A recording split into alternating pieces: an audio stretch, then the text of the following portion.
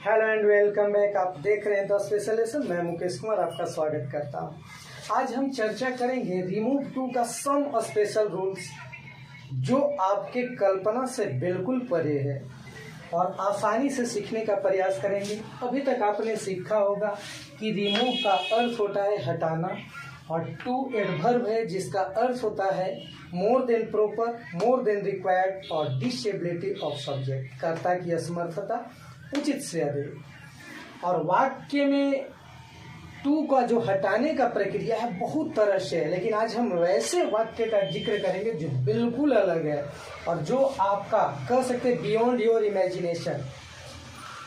आइए देखते हैं। जब वाक्य में इम्फेसिस की बात हो, जो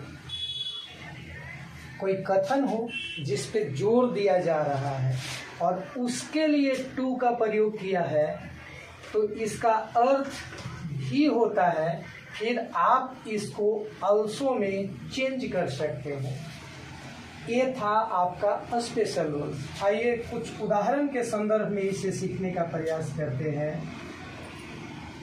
जैसे thorium is found in India to.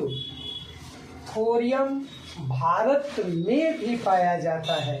इस टू का प्रयोग जोर देने के लिए किया जा रहा है कि थोरियम भारत में भी पाया जाता है। तो ऐसे वाक्य में इस टू को हटाने की प्रक्रिया के जगह पर हम अल्सो का प्रयोग करेंगे। तो आप बनाइए, thorium is found in India also. आपने रिमूव टू का साधारण नियम पढ़ा है कि जिसमें टू को हटा करके शो करते हैं, फिर एडजेक्टिव के बाद डेट लगाते हैं, पुनः सब्जेक्ट। तो अलग नियम था, ये अलग है। आज हम सिर्फ इसी की चर्चा करेंगे कि इम्फेसिस वाले वाक्य में एडवर्ब टू को कैसे हटाया जाता है। दूसरा वाक्य देखते हैं।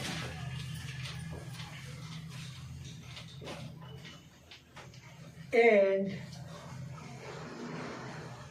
You too Brutus. अगर ऐसा वाक्य हो, एंड यू टू ब्रूट्स, अब इस वाक्य से हमें इस टू को हटाना है तो यहां भी हमको अल्सो का प्रयोग करना होगा। इस ब्रूट्स का अर्थ होता है डल। तो आप समझ गए होंगे इसका अर्थ क्या है। And you also ब्रूट्स।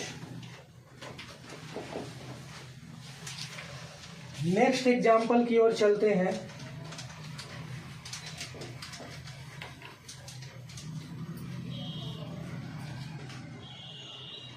His father was to a painter। इस वाक्य में स्पष्ट बताया गया है कि उसके पिताजी भी पेंटर थे, यानी कि जोर दिया जा रहा है। इस वाक्य में भी इस वाक्य को अल्सो में चेंज करेंगे। तो आइए देखते हैं बना करके। His father was also a painter। एक और उदाहरण के संदर्भ